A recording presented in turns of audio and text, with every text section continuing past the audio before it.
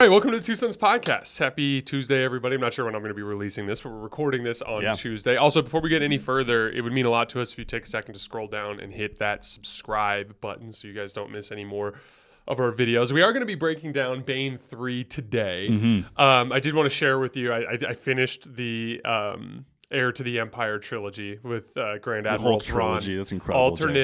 Alternate get a job, Jay. The alternate Grand Admiral Thrawn universe thing going on, and I enjoyed it a lot. I really enjoyed it, and I'm gonna make you read it at some point. All right. I will say I started to dig into the expanded universe that kind of takes place between Heir to the Empire and the New Jedi Order, which I'm about to start.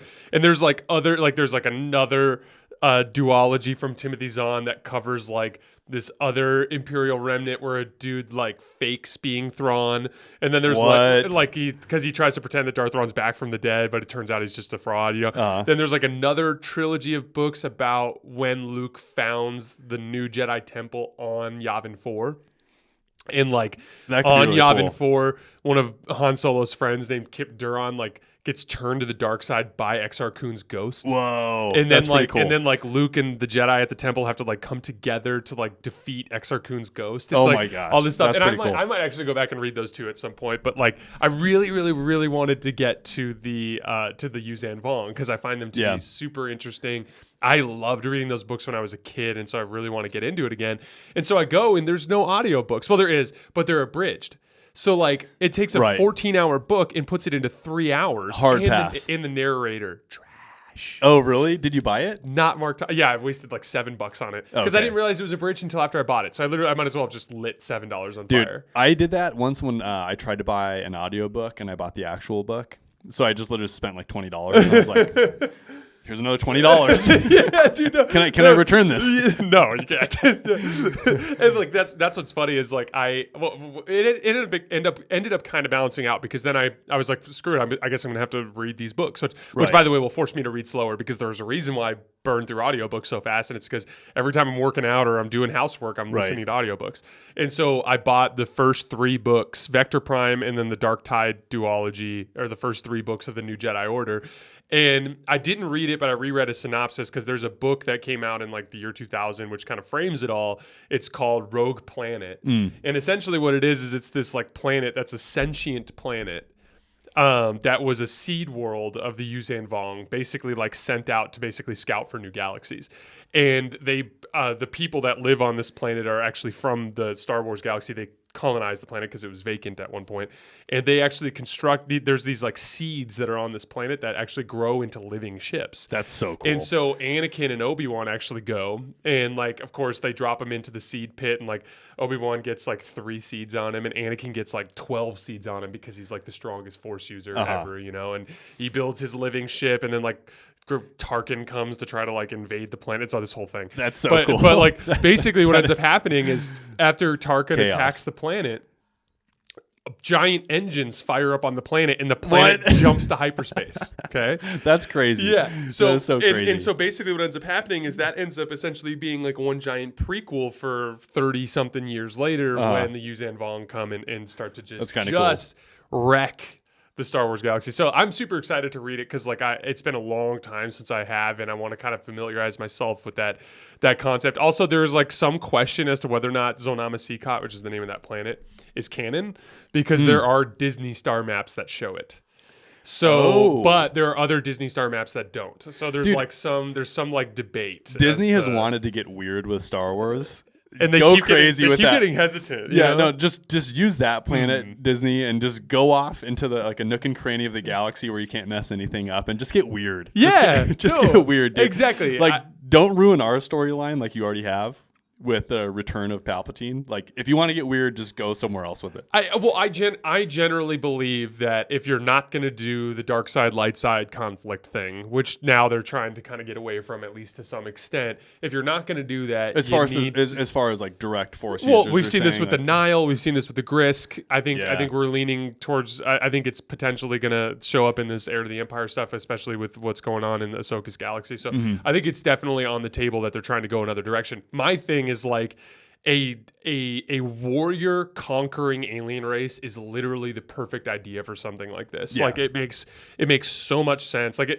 So there's Mass Effect is this video game series that I love. It's one of my favorite video game series. I'd probably say Mass Effect and Fallout are like my two favorite non-Star Wars video game franchises. And the premise behind Mass Effect is like there's essentially these like portals, and one of them's Pluto.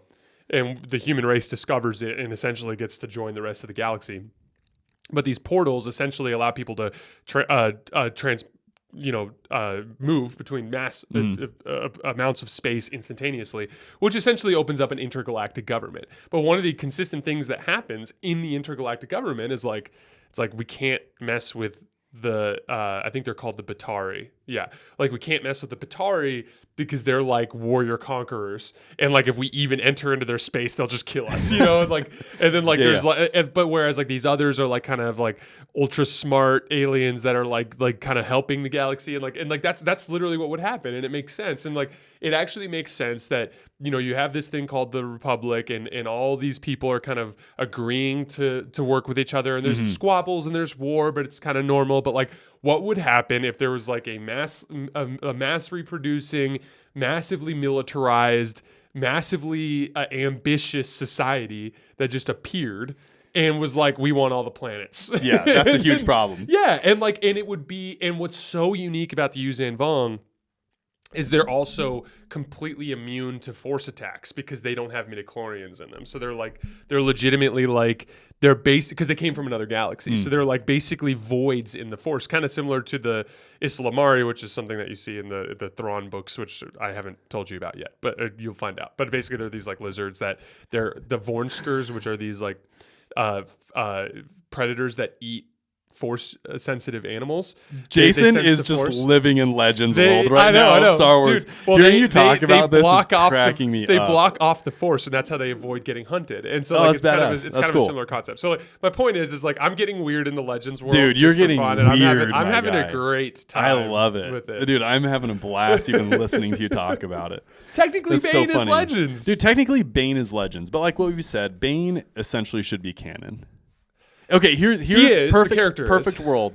Lucasfilms goes back to George Lucas, and Star Wars is owned by George Lucas again. The world would be right, number one.